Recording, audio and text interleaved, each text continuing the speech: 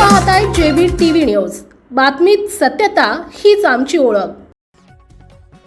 पिंपळनेर हत्याकांडाने जिल्हा हादरला। पीडित कुटुंबियांना शासकीय मदतीची मागणी।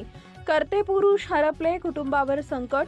साक्रीतील तिहेरी हत्येनंतर प्रशासनाकडे न्यायाची हाक।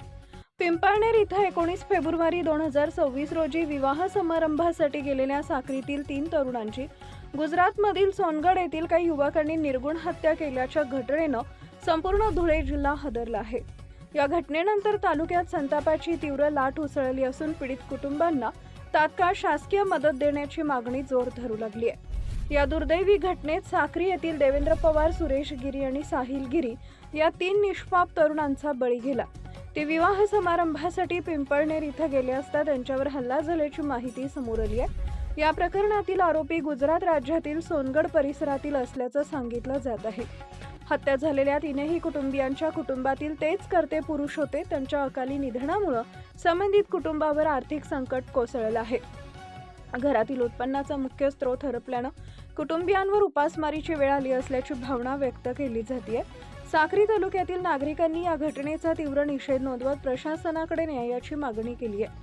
पीडित कुटुंबियांना तात्काळ आर्थिक मदत जाहीर करावी, तसेच कुटुंबातील एका सदस्याला शासकीय सेवेत सामावून घ्यावे अशी मागणी निवेदनाद्वारे करण्यात आली आहे। धुळे जिल्ह्याचे पालकमंत्री व खासदार यांनी या प्रकरणात तातडीनं लक्ष घालून मदतीची घोषणा करावी अशी आग्रही मागणी होतीये।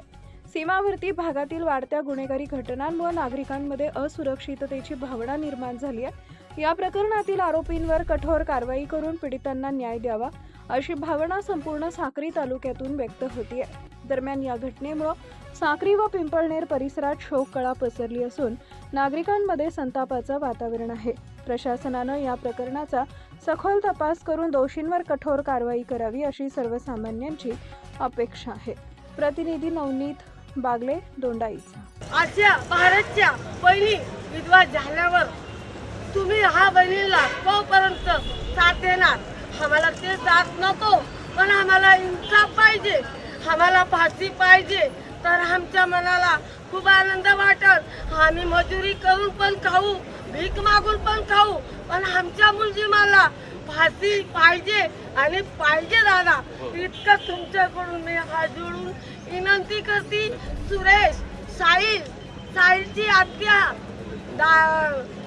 देवाची हत्या, सुरेशची बहीण, इतकी तुम्हाला विनंती करते। मी मेल्या मला इतकं बघायला भेटायला पाहिजे की याला फाशी व्हायला। आम्हाला कोणी काहीच देणार नाही। जर खरंच प्रशासन असेल तर ते करून दाखवतील हा शब्द पुढाऱ्यांचा राहतो। करून दाखवलं, न्याय देऊन दाखवा साहेब, मरेच तो तुमचा उपकार राहील। या पोरांना न्याय द्या साहेब, ही कळकळीची विनंती करतो। फक्त जे चित्रावर दिसतंय मुख्य सूत्रधार म्हणून ते बघा, त्याच्या मागं अजून कोण कोण आहे, त्याच्या मागं कोणी काय केलं याच्यावर नक्कीच खोल तपास करून यांना न्याय मिळावा। आम्हालाही समजतं गेलेली व्यक्ती परत येऊ शकत नाही, पण नक्कीच त्यांच्या परिवाराला कुठंतरी न्याय मिळावा। न्याय म्हणजे काय, केसेस वर्षानुवर्ष चालतात आणि त्या केसेसचा निकाल लागतो, नक्कीच लागतो, पण निकाल लागतो तोपर्यंत आरोपी म्हातारे झालेला असतात, तोपर्यंत वेळ जातो। ही केस आज साक्री येथील नागरिकांनी तहसील कार्यालय येथे एक मोर्चा काढलेला आहे। दिनांक 19 रोजी लग्न समारंभात ज्या 3 व्यक्तींचा दुर्दैवी मृत्यू झाला, तर त्या पीडित कुटुंबांना न्याय मिळावा व जे आरोपी होते त्यांना फाशीची शिक्षा व्हावी याबाबतचं निवेदन या ठिकाणी नागरिकांनी आम्हाला या ठिकाणी दिलेलं आहे। तर सदर बाबतीमध्ये मी नागरिकांना आवाहन इच्छुक करतो की या बाबतीमध्ये आम्ही पाठपुरावा करू। तसेच आपल्या परिसरातील महत्त्वाच्या बातम्या पाहण्यासाठी आजच आमच्या जेबी टीव्ही न्यूज चॅनलला YouTube वर सबस्क्राईब करा आणि बेल आयकॉन प्रेस करा।